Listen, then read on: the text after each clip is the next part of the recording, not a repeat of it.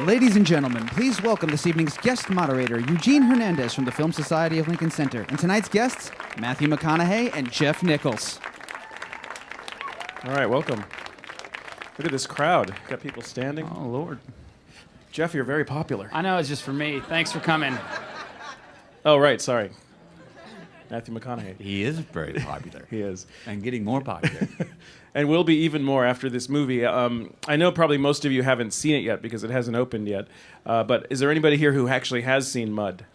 Anybody? Anybody? So this event is actually a bit of a preview, and those listening in on the podcast on iTunes will be able to listen to it, and folks here can listen to it again after they see the movie. So what we'll do today is talk a little bit about it. We'll see a couple of clips shortly and get a little bit of a taste of the movie. I was fortunate enough to see it almost exactly a year ago at the Cannes Film Festival, so I can only imagine this time last year you must have been just racing to get it finished. Yes, you know, I don't remember, it wasn't that pressurized of a situation, you know, but now I'm just dying to get it released, so, you know, it's the different end of the spectrum. So let's give folks, both those who are here and those who are listening in, let's give them a little preview of the film. Why don't you just describe a little bit about the film, and as you describe it, if you could talk a bit about where the film came from, background. Sure.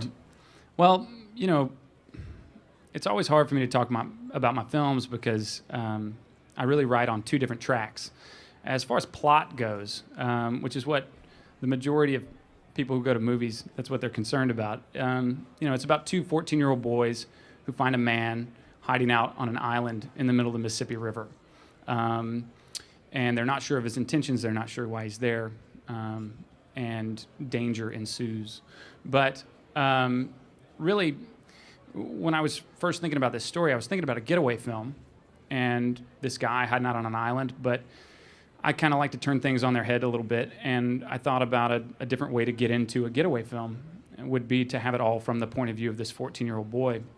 And so suddenly the story started to develop through his eyes, and his plot line and his storyline and his character really started to develop for me. And before you know it, you know, this film about a getaway has morphed into a coming-of-age film about first love and heartbreak and male mentors and our initiation through adolescence. So, yeah.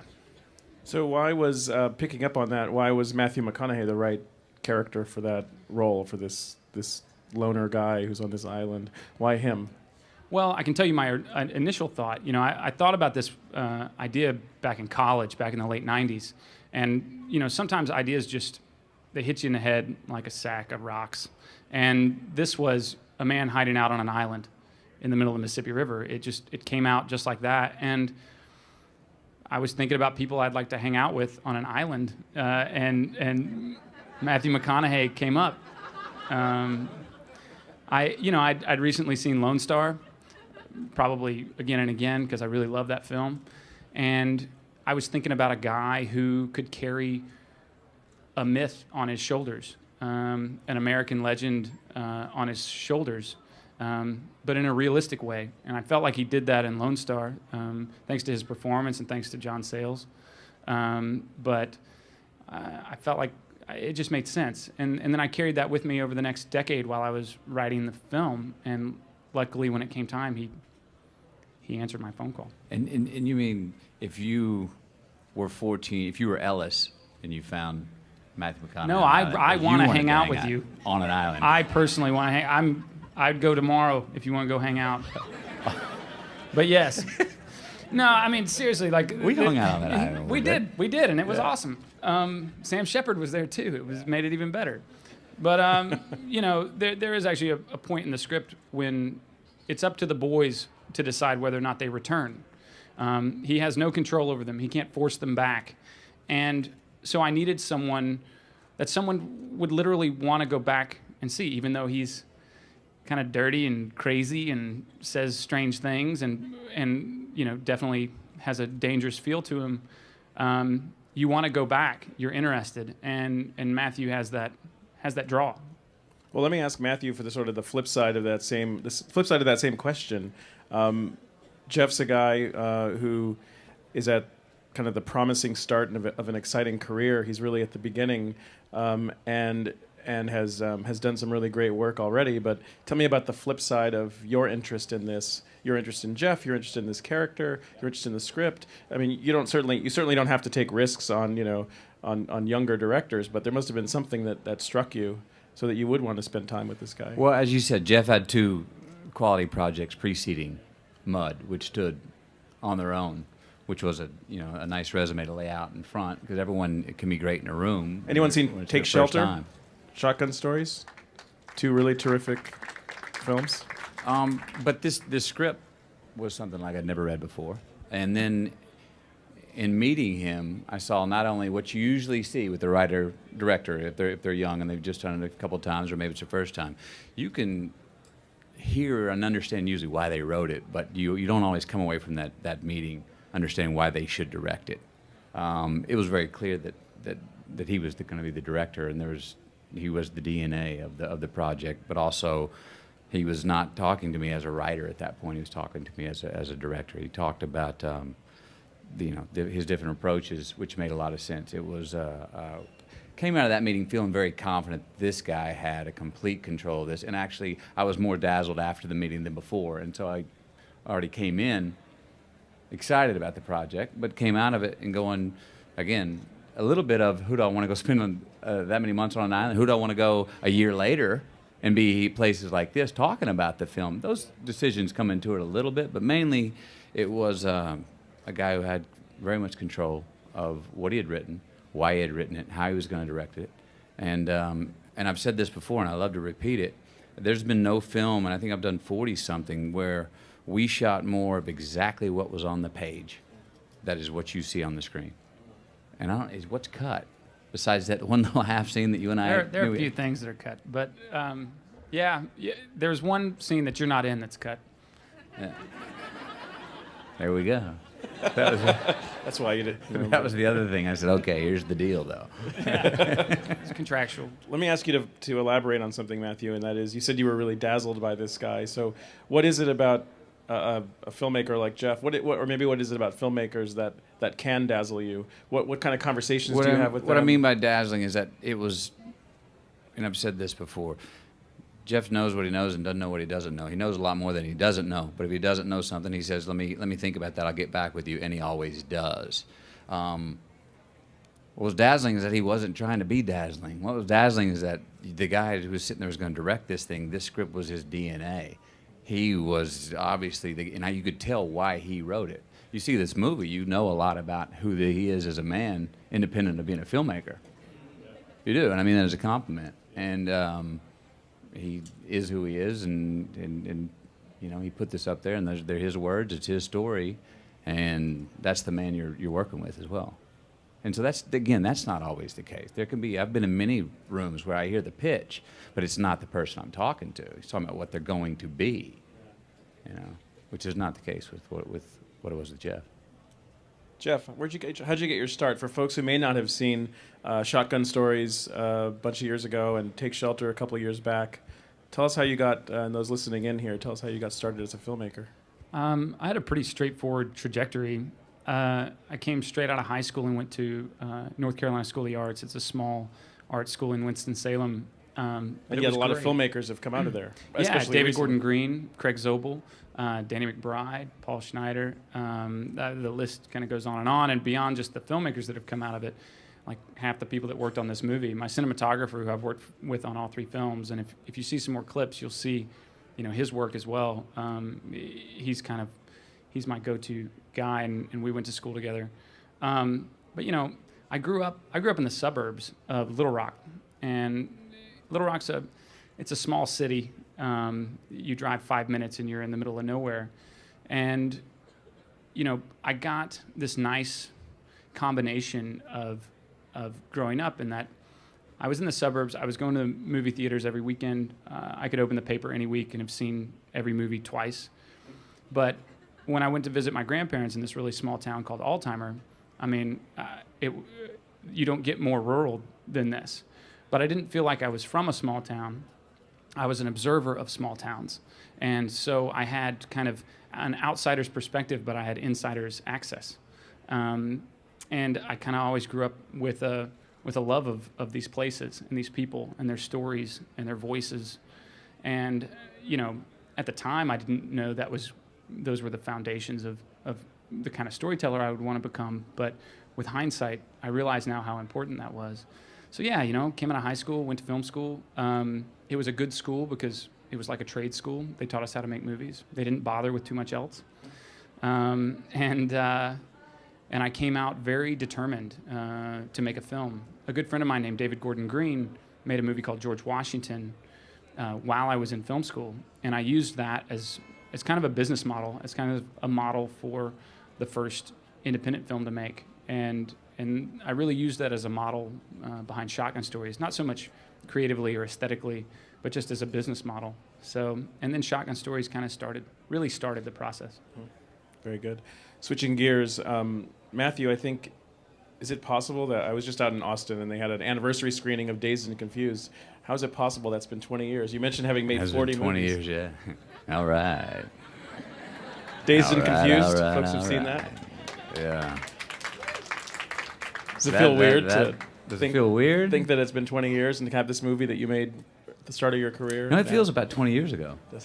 It does, but that movie's got such a wonderful life. It feels 20 years ago, yet it feels like yesterday because it's still live. It's still very present, and in the 2 generations after it was made, everybody continually. I still run into people that are like, I know that guy or I know that girl, and this is someone who was in high school last year.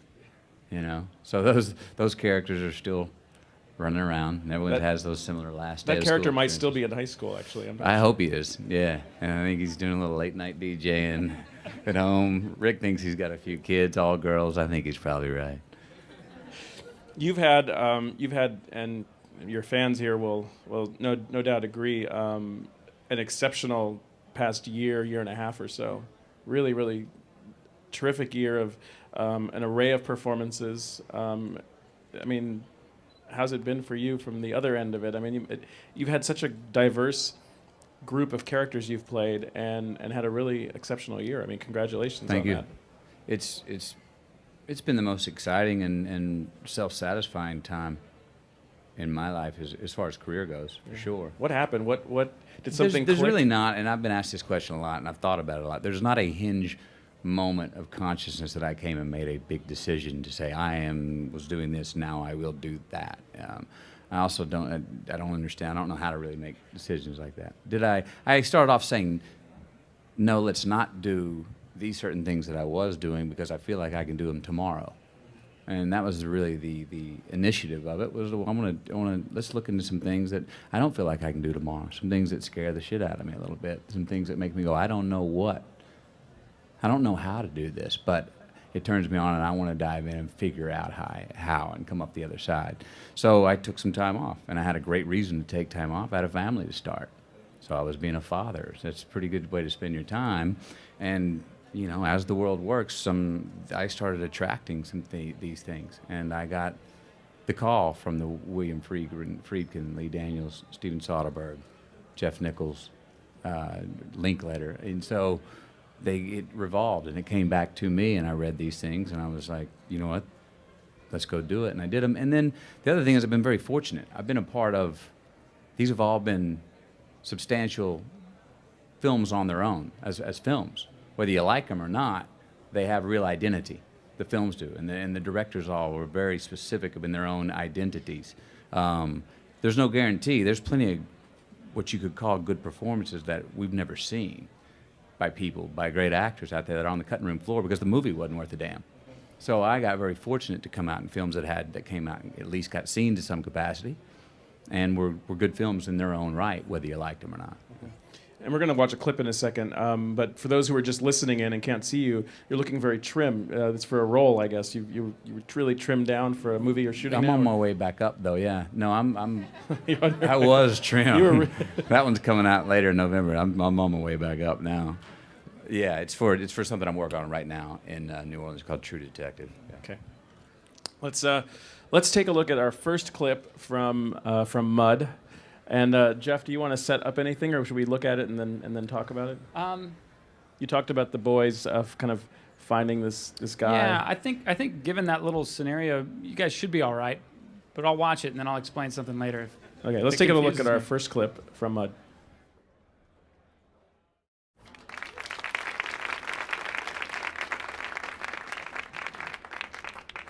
As a follow-up to that scene, Jeff, maybe you could give us a little bit of an idea of working with, finding and working with these kids, and the relationship you developed on screen for them, with Matthew. Tell me Sure. about it. It's always, I don't know about always, it's the first time I've done it. It's scary when you write a piece that hinges on the performance of two 14-year-old boys. You kind of just have to write it and have faith that they're going to be there when you go out looking for them. And in this case, I can speak really highly of them because it's not wasn't my doing. They're incredible. They did the job and then some. Out of the two boys, one of them was in a film before. He was in a film called The Tree of Life by Terrence Malick, and he was the youngest of the three boys. He's not in it a ton, but if you see it, the parts that he's in are really great. You could tell there was an energy there. Of course, when I cast him, I hadn't seen it yet. One of our producers is Sarah Green, who produced The Tree of Life, and she said, you got to meet Ty Sheridan. And when I met him, like I said before the film came out, I just walked in and he looked like Ellis. Everything I had in my mind for him. And both these kids, Ty is from East Texas, a town called Palestine, and the other boy, Jacob Laughlin, is from a town in Arkansas, very small. To be honest, I don't even know the name of it, and I grew up in Arkansas. And so I think that was the first thing in terms of where we were looking. We didn't go do casting calls out in LA or New York looking for the kids that have been in movies before. We really looked for kids that were from this place. I mean, they knew how to run a boat. They knew how to, drive a dirt bike. And we didn't have to show them any of that. They could do it better than I could. And so, the first step was just finding kids that fit. Their accents were beautiful, just natural. And not just accent. Accent's not just the way your voice sounds. It's actually the way you form sentences, the way you put words together. And they both had that. Now, a lot of that was baked into the script, but I needed a kid who understood that from the beginning and didn't have to rework his voice in order to fit that. So we went to the source for these kids, but beyond that, they showed up, and I happened to find, and this is just luck, I happened to find two kids who were so intuitive that they understood the subtext of all the scenes that were going on, and that's things that adult actors have trouble with, and these kids, they just got it. So, we chose wisely, but we lucked out too.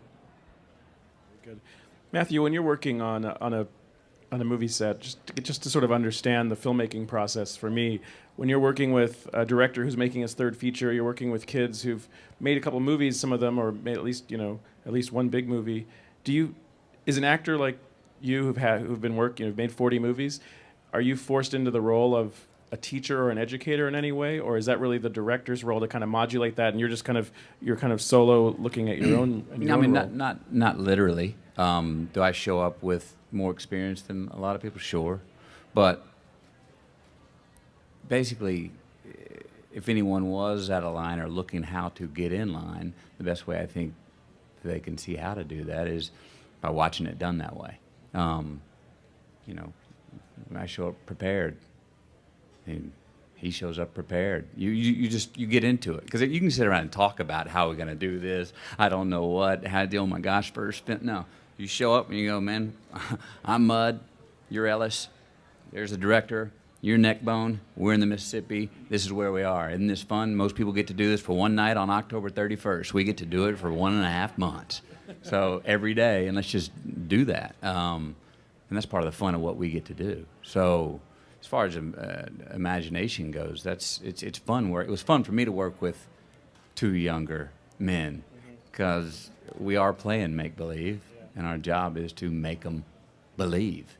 And so they didn't need, we didn't talk about things. We didn't sit there and talk about process. You just go do it. And I think one of the big advantages when you see children that do pull it off like these two did, they're not thinking about it. They're not thinking about, oh, this is that shot, I need to look over there and give the Olin Mills smile like Mom told me to do on Easter that day. No, you want to get them out of their head. You don't want them thinking. Neckbone's reactions and his humor and his smart-ass comments talk about accent. It's not just above the neck.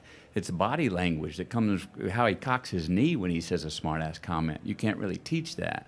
So the challenge is you're saying lines that somebody wrote. So you're not just really they're not going out there just being themselves. They have to understand the subtext of the scene. Say lines that somebody else wrote, but make it feel like it's theirs right away. Right. You talked a second ago about the fun, the make-believe. For you as an actor, is that part of what drives you then? Is that what motivates you to keep doing what you do, or is there something else? It's what I'm still finding. It's what I'm still finding, and luckily I'm finding more and more of it, and I'm going home more evenings happier with my day's performance because I was more childlike, because I let my imagination fly more, because I was able to be more fluid on the day. And so it's just, I think it's, 20 years later, still learning the craft and trying to, I think the ultimate is to feel like, someone else has said this, it's hard work. But hard work, when you get it done, is really fun. And to remember that we are telling a story. There is a magic to it all. That doesn't mean you don't look at your lines. I got another story I'll tell another time of when I thought that's the kind of actor I was, that I didn't need to look at my lines, that I could just show up and be my man and do it. Well, that works until they hand you 2 pages for the day's scene, and it's in Spanish. So I learned that 18 years ago. So you get really prepared, you handle your stuff, and then you show up and you know it well enough to throw it out in the middle of the river and see what happens. Okay, so I want to get soon to audience questions, but before we do that, let's do one more clip from the film, and then we're going to ask audience questions. I will preface this one really quickly. These are out of sequential order. We wanted to show you that other one first, just for some reasons. But so this next scene actually happens before the one you just saw. This is when the boys first meet Mud.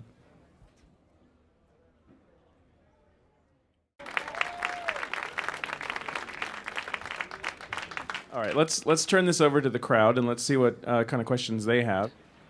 I've been waiting to ask this question since I saw your Sight and Sound list of favorite movies, and you were the only one that had Cool Hand Luke on there, which is my favorite movie. Surely not. Sadly, yeah, it really depressed me. But I was asking this because you cast McConaughey, who I consider very much like Paul Newman, and the name Mud, too. Also, I was seeing if there's a homage to HUD by any chance. Everything I do is an homage to Paul Newman. You can't get away from it. I'm not a film encyclopedia. I think directors you meet, they can name anything, and I find the films I like and I watch them over and over and over again. And any list that I ever make, because people ask me all the time, always, Cool Hand Luke, HUD, The Hustler, Butch Cassidy and the Sundance Kid. You just can't get away from them. And I think the thing that Newman and Matthew have in common is, they're these guys that are likable people. You can just tell. It comes out of them. It comes through the screen into your brain, and you like them. But that's not the end of the story. When, as a storyteller, what I want to do is take that and then build off of it. And so you put them in a role that is questionable, and maybe their motives are questioned, and all of a sudden it becomes this complex compound statement. But they're able to kind of keep you there through all that. And I think Newman could do that. I think Matthew does that. So thanks for asking. You didn't talk about Fletch. I thought you were going to talk about Fletch. I was the only one that put Fletch on there too. Hi. First of all, thanks for coming out today. My first question is for Jeff. What inspired this movie and the story? Yeah, to be honest, the very first thing I found, I was walking through the Little Rock Public Library in Arkansas, and I found a photo essay about life on the Arkansas and White River. And it had these people in houseboats. It had some commercial fishermen. And it was a part of my home state that I'd never seen before. And that's really what sparked it. I had to go down there and figure it out. And it's really cool when you're from someplace and you think you know it like the back of your hand to then go find this entire subculture of people living on houseboats that you never knew before. And that was the foundation for it. That's got me thinking about the river and other things. So that was it. And Matt, what was your first reaction when you read the script? first reaction when I read the script. Really well written, one. I hadn't read a character like that. There was a magical realism to it that was made me feel very young, which the character is very young. There was a real innocence to it, but an honesty, not a naivete about it. And one of the things, and it sort of harps back to when I was saying earlier, you see the film, I think you can tell a lot about who you are as a man. There's so many places that this kind of story can go to sentiment. I've seen it, and I don't like those. I don't find those. I don't think it's humanity. I think it's when it goes to that Hallmark card at the wrong time. I think you go, why didn't you just hang on? And so in his story, even when it's bullets, they land. The mom and dad, if they're having trouble, they're gonna get a divorce. In the end of this story, they don't get all back together. It doesn't really happen. Maybe they will later, but not in this summer. This however many weeks or months it was. And so I found it very human. And everybody, the other thing is everybody, even the so-called bad guys, the ones you're rooting against, they've got good reason to be doing what they're doing. Everyone's got clear incentive and motivation for what they're doing, even if it's wrong, even if it's bad, even if it's against the person you're rooting for. You understand where they're coming from, and you go, yeah, I can understand you taking that action. So in that way, it wasn't convenient, and that's the other thing that happens in a lot of films or stories, scripts that aren't written as well. They'll throw in a convenience and make the bad guy the cookie-cutter bad guy, well, because he looks mean. That's why you'll trust he's bad. No, you understand why everyone's doing what they're doing in this film. My question is for Jeff. It seems to be an excellent film, and I'm curious if Tom Sawyer and Huckleberry Finn been any of inspiration, I guess, to that? Certainly, yeah.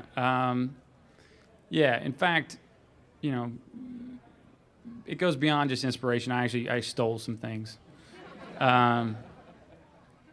which I think is fine. Obviously, there's a scene in the film when they first discover Mudd's character. They see boot prints that have a cross in the heel. It's really just nails that he has in his heel to make the shape of a cross. And that was directly stolen from the way that the boys would recognize Huck's father.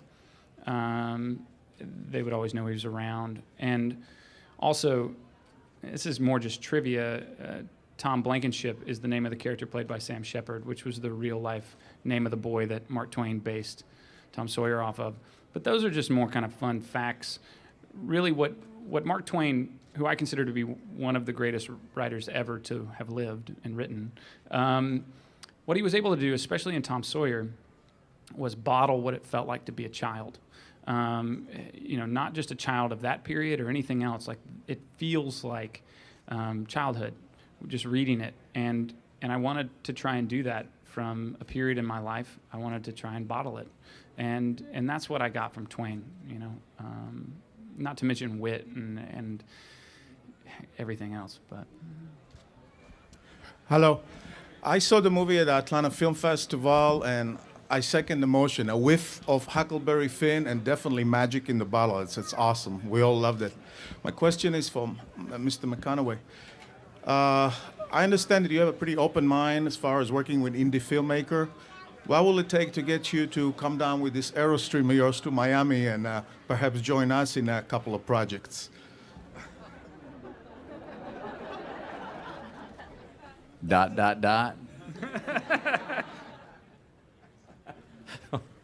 Probably want to read something first. But good. If I can find out how to send something for you to read, I'll be more than happy to do it. Very easy. Lady right here. All right. I'll have you know, I sent this script in 2008. So be patient. There's a waiting list. Is there a waiting list, Matthew? Hi, this looks like a really interesting movie, and my question is for Matthew. I'm wondering, how did you prepare for this character? Did you base this on someone in your life, or was this a creative process to get into the role of Mudd? there was nobody that I knew that I could base it on. I talked a lot with this man who created the character, and he sort of, I mean, it was obvious, it was really well written, even the screen direction. And a lot of times you can have a really good script, but as an actor, you want to get rid of the screen direction right away, just because you want to make your own choices and figure out how they get and what they do and what they don't do. The screen direction was very good in this and told a lot. We talked a lot about movement. Talked a lot about how Mud, as you saw in that second clip, you know, he's on the move when he's throwing a line out to the kids. He's yelling over his back shoulder, "Y'all coming?" And that something like that, if you take that literally, you put a blanket over an entire character, it says a lot about who they are. If, you know, does he appear in places? He didn't drop out of the sky, but how did he get there? So then from that, if you got a guy like that, then I go, well, that guy doesn't really look you in the eye a lot, does he? You know what I mean? So you find synonymous things and imagination starts to run. So you take the literal, what's on the page, and then let the imagination start to run. And then you have fun creating fun stories. Wait, he's got a chipped tooth, huh? Chipped tooth, how'd he get on the island? How long's he been there? And then it was, for me, the fun part, I think, personally, was going back and understanding the heart of this guy, which is who we all were when we were 14. Before you learn worse about love, you know, before you learn how to protect your broken heart. You know what I mean? So this is a guy who, Ellis is the character who's at that time where he's beaten against the ceiling of reality.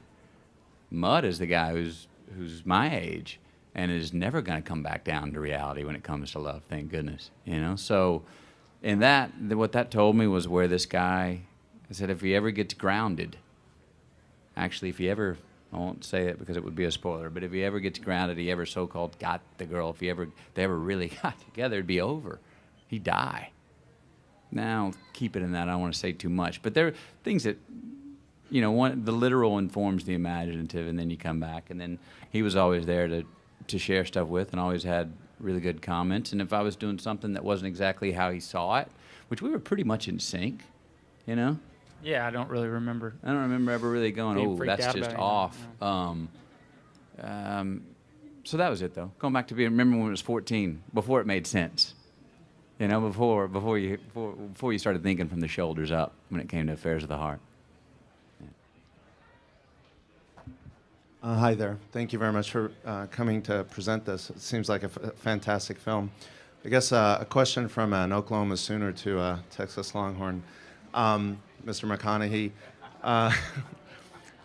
you mentioned earlier about how you like to be challenged by getting outside the comfort zone, and I imagine for many actors that's the case. And I guess this is a question for both of you and Mr. Nichols. How far out of the comfort zone do you see yourself going to the point where someone like Mr. Nichols says, great idea, but this makes no commercial sense? Or, you know, how far can you take that outside the comfort zone? I'll speak to what I can on that point. Sometimes people go out of the comfort zone, they synonymize that with being eccentric. And then sometimes there are people that I know that make choices for eccentricity's sake. I don't think there's real value in that. I don't think it's making a choice from the subjective place. Do I measure, you know, oh, how commercial could this be? Do we make it? I mean, these kind of films are, number one, just really, really difficult to get made in the first place. A lot of the films I know I've been doing lately were not easy ones. No one's sitting over there lining up going, take our money, please, to get them made. I mean, as an analogy, I've always said I enjoy the characters that are on the so-called feeder road, being from Oklahoma, you know what I'm talking about, that have access to the Autobahn, that could have access to a mainstream common denominator in mankind that people go, oh, I get that. Everyone can get that, and that's usually if I can find the humanity in it, that is in that on the freeway, so to speak, that everyone can understand. But it is a bit of an outside the lines character. I like that better because usually those characters have their own personal politics. They're not placating or pandering to what the norm or what society says they have to do. And so there's a certain pleasure that comes with those fringe type characters. But if you can still give them the humanity that anyone can understand, you know. So I guess if that's one way of answering your question, but not say, you know, out of the box, different characters, how different. I'm not looking to be eccentric for eccentricity's sake. I'm not looking to go, wow, that'd be really weird, wouldn't it? I wouldn't know where I get no fuel from that. That doesn't turn me on. It's just other than. I'm not trying to do things because I can. I'm into doing things because I kind of want to now, and that just, you know, I've been there before where I did things because I could, you know. So I'm trying to work from because I want to. Hey Matthew, it's great to meet you. Since you are the sexiest man in the world, what's your secret? Alive. That's what it said on cover. So she said, "What's your secret?" That was her question. What was what? What's your secret? She said. What's your secret of being the sexiest man in the world? That's yours. Give us some That's more. all Take yours. that one. I can leave. Give us some pearls of wisdom. That's a great question. Can you help me? Secret. Exercise. Yeah, I'll throw some yeah, out there yeah. until you grab one. Diet. Clean socks. Clean living. Kind of clean living. Yeah. Not too clean living, but just clean up. Oh, I sense of humor will go with that easy one right there. Do you guys live in Texas? Do you live in Austin? I do. Yes. I do as well. Does that make things a little easier being outside of, I don't know? It does for me. You know, I made that decision pretty early on. I wasn't a New York or an LA kind of guy, but I'm real lucky. I kind of threaded a tough needle to thread, and I get to hang out in Austin. It's nice. It's a fun place. The film is called Mud, and those here in New York, in the Apple Store here in Soho, will have a chance to see it very soon. Coming this Friday, you can see it. Those listening in on iTunes should check the film's website for release dates. And the website, I'm looking over to my left, Nationwide Friday. Check it out. Go see it, please. And thank you. Let me just please join me in thanking Matthew McConaughey and Jeff Nichols. All right, guys, join me together in thanking our panel, and once again, thanking you guys for being such a great audience. Thank you so much. This film about a getaway has morphed into a coming-of-age film about first love and heartbreak and male mentors and our initiation through adolescence. So, yeah. So why was, picking up on that, why was Matthew McConaughey the right character for that role, for this loner guy who's on this island? Why him? Well, I can tell you my initial thought. You know, I thought about this idea back in college, back in the late 90s. And, you know, sometimes ideas just, they hit you in the head like a sack of rocks. And this was a man hiding out on an island in the middle of the Mississippi River. It came out just like that. And I was thinking about people I'd like to hang out with on an island. And Matthew McConaughey came up. I'd recently seen Lone Star, probably again and again, because I really love that film. And I was thinking about a guy who could carry a myth on his shoulders, an American legend on his shoulders, but in a realistic way. And I felt like he did that in Lone Star, thanks to his performance and thanks to John Sayles.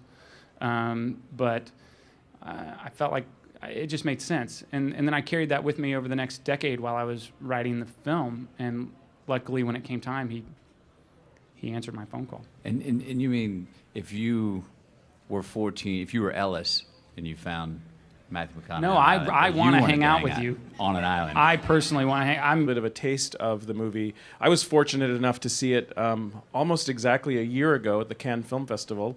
So I can only imagine this time last year you must have been just racing to get it finished. Yes, you know, I don't remember. It wasn't that pressurized of a situation, you know. But now I'm just dying to get it released. So, you know, it's the different end of the spectrum.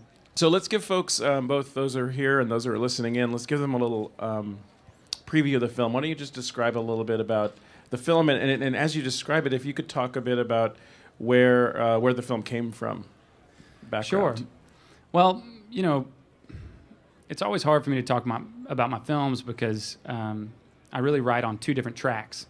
As far as plot goes, Ladies and gentlemen, please welcome this evening's guest moderator, Eugene Hernandez from the Film Society of Lincoln Center, and tonight's guests, Matthew McConaughey and Jeff Nichols. All right, welcome. Look at this crowd. Got people standing. oh Lord, Jeff, you're very popular. I know it's just for me. Thanks for coming. Oh, right, sorry. Matthew McConaughey. He is very popular. He is. And getting more popular. And will be even more after this movie. I know probably most of you haven't seen it yet because it hasn't opened yet.